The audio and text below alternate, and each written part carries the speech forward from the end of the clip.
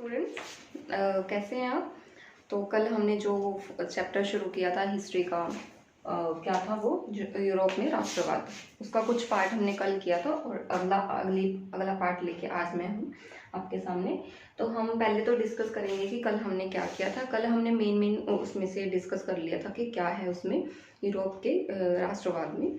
ठीक है, उसमें हमने किया राष्ट्रवाद, गणतंत्र और 18वीं सदी की थी। ऐसे कुछ टॉपिक हमने कर लिए। तो आज बाकी का जो हम रहते हैं, ये नहीं है कि दो वीडियो में ये पूरी लेसन ख़त्म हो जाएगा। तो हम धीरे धीरे करके इसको अच्छे से करने की कोशिश करेंगे। ठीक है, और हमने कल ख़त्म किया था कहाँ पे, नेपोलियन बोनापार्ट पे। हमने बोला था कि कल डिस्कस करेंगे, तो हम नेपोलियन बोनापार्ट को डिस्कस करते हैं। सबसे पहले नेपोलियन बोनापार्ट कौन थे? फ्रांस का क्या था? शासक। नेपोलियन बोनापार्ट फ्रांस का शासक था और ये कब बना था? 1804 में। ठीक है, फ्रांस का शासक था नेपोलियन बोनापार्ट। और कल हमने इसके कार्यों के बारे में पढ़ा भी था कि इसने क्या किया था। जो जन्म पे आधारित जो विशेषाधिकार थे उनको समाप्त किया था। और क्या किया था? संपत्ति के अधिकार को सबको समान अधिकार दिया था। ठीक है, उसने शासक रहते हुए और भी बहुत सारे काम किए थे। जैसे कि हम बात करेंगे, इसने यातायात सुविधाओं को सुधारने की कोशिश की और इसने सभी को समानता का अधिकार दिलवाया। ठीक है, उसके बाद हम डिस्कस करते हैं उदारवाद। उदारवाद क्या है? ये एक लातीन भाषा के शब्द से बना है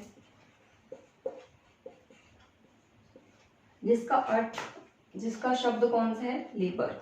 और लिबर का अर्थ क्या है? स्वतंत्रता। जैसे कि हमें पता ही है स्वतंत्रता तो सब चाहते हैं। देखो, उसी टाइम यूरोप के राष्ट्रवाद के उदय में ही ये साबित हो गया था कि सब लोगों को क्या चाहिए थे? अपने लिए स्वतंत्रता, अपने हकों के लिए। और ये सबसे ज्यादा इम्पोर्टेंट कौन से समाज में था? मध्यम वर्ग समाज में,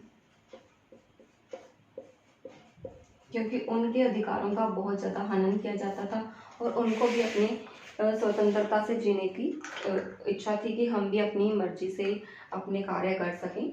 इसलिए उन्होंने क्या किया? उदारवाद की नीति को अपनाया। ठीक है, उसके बाद बात करते हैं हम रूढ़िवाद। रूढ़िवाद क्या है? अब शब्द रूढ़ी से ही हमें स्पष्ट हो जा रहा है कि इसका अर्थ क्या हो सकता है। इसका अर्थ है कि जो लोग पुराने रीति रिवाजों, पुरानी परंपराओं से बंधे रहते हैं उनको हम क्या बोलते हैं? रूढ़िवाद। ठीक है, जो अपनी पुरानी परंपराओं, अपने पुराने रीति रिवाजों से जुड़े रहना चाहते हैं, उनको छोड़ना नहीं चाहते, उनको परिवर्तन नहीं करना चाहते, उनको हम बोलते हैं रूढ़िवाद। ठीक है, ये धारणा उस टाइम पे बहुत ज़्यादा थी और उसी को खत्म करने की कोशिश की जा रही थी। और उसके बाद हम बात करते हैं कुलीन वर्ग। अब कुलीन वर्ग है, कुलीन वर्ग में कौन आते थे? जो आजकल हम क्या बोल देते हैं? जमींदार। जमींदार वर्ग को उस समय क्या बोला जाता था? कुलीन वर्ग। ऐसे लोग जिनके पास जमीन होती थी उनको बोला जाता था कुलीन वर्गीय लोग। ठीक है, कुलीन वर्गीय समझ आया आपको? कुलीन वर्ग में कौन थे? जमींदार, जिनके पास क्या होती थी? जमीन। ठीक है, उसके बाद क्या है? निरकुशवाद। निरकुशवाद में क्या समझ आ रहा है? निरकुशवाद में ऐसी, आगे हम बात कर रहे हैं निरकुशवाद की। निरकुशवाद क्या है? निरकुशवाद ऐसी शासन व्यवस्था जिस पे किसी प्रकार का कोई अंकुश नहीं होता, उसको क्या बोलते हैं? निरकुशवाद। शासन व्यवस्था जिस पे अंकुश ना हो, अंकुश न हो, उसको हम क्या बोलते हैं? निरकुशवाद। ठीक है, उसके बाद हम बात कर रहे हैं जनमत संग्रह। जनमत संग्रह किस लिए आवश्यक है? कि ऐसा कोई भी प्रस्ताव जिस पे सभी लोगों की मंजूरी दी जाती है, चाहे उनकी सहमति है नहीं है, उसी के अकॉर्डिंग वो काम किया जाता है। जैसे हम बात करते हैं हमारे भारत में चुनाव करवा के हमारे प्रतिनिधि को चुना जाता है, उसी प्रकार ये जनमत संग्रह उस समय की बात कर रहे हैं। ठीक है, उसके बाद हम बात करते हैं कल्पना दर्श। और कल्पना दर्श को क्या बोलेंगे हम? यूटोपिया। कल्पना से ही हमें स्पष्ट हो जा रहा है कि इसका क्या मतलब हो सकता है। कल्पनादर्श का मतलब है ऐसी शासन व्यवस्था जिसकी सिर्फ हम क्या कर सकते हैं, कल्पना। ठीक है, उसको हम आगे नहीं कर सकते, सिर्फ हम उसकी कल्पना कर सकते हैं, उसको हम क्या बोलते हैं, कल्पनादर्श। ठीक है। रूमानीवाद, रूमानीवाद क्या है? रूमानीवाद एक आंदोलन था जो किस लिए शुरू किया गया? रूमानीवाद आंदोलन किस लिए शुरू किया गया? ताकि लोगों में किस प्रकार की भावना का विकास किया जा सके, राष्ट्रीय भावना का। राष्ट्रीय भावना का विकास करने के लिए जिस आंदोलन को चलाया गया उस समय, इस समय यूरोप के राष्ट्रवाद के समय, ठीक है, उसको क्या बोलते हैं, रोमानी आंदोलन। किस लिए चलाया गया था? ये राष्ट्रीय भावना को प्रेरित करने के लिए। उसके बाद हम बात करते हैं नारीवाद। नारीवाद की बात क्यों कर रहे हैं हम? क्योंकि हमारा समाज पहले क्या था, पुरुष प्रधान, महिलाओं को समानता सब दिलवाने के लिए नारीवाद की बात करते हैं।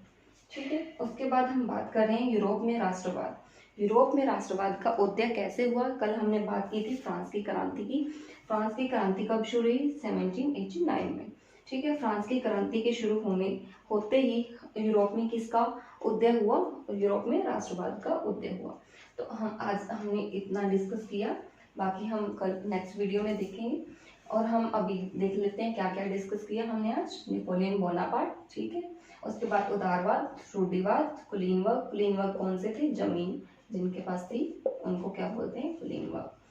ठीक है। उसके बाद निरकुशवाद। निरकुशवाद में क्या था? जिस शासन व्यवस्था पर कोई अंकुश नहीं होता उसको हम बोलते हैं निरकुशवाद। जनमत संग्रह, जिस पर सभी का मत एकत्रित किया जाता है उसको हम बोलते हैं जनमत संग्रह। कल्पनादर्श क्या था? कल्पनादर्श ऐसी शासन व्यवस्था जिसकी सिर्फ हम कल्पना कर सकते हैं। रोमानीवाद आंदोलन था किस लिए? राष्ट्रीय भावना को प्रेरित करने के लिए। फिर नारीवाद, फिर यूरोप में राष्ट्रवाद की शुरुआत कब हुई? फ्रांस की क्रांति से 1789 में। आगे के टॉपिक में कल मिलते हैं। धन्यवाद। और जिसने अभी तक मेरे चैनल को सब्सक्राइब लाइक नहीं किया है, सब्सक्राइब करें ताकि आपको नई वीडियो का लिंक जल्दी से मिलता रहे।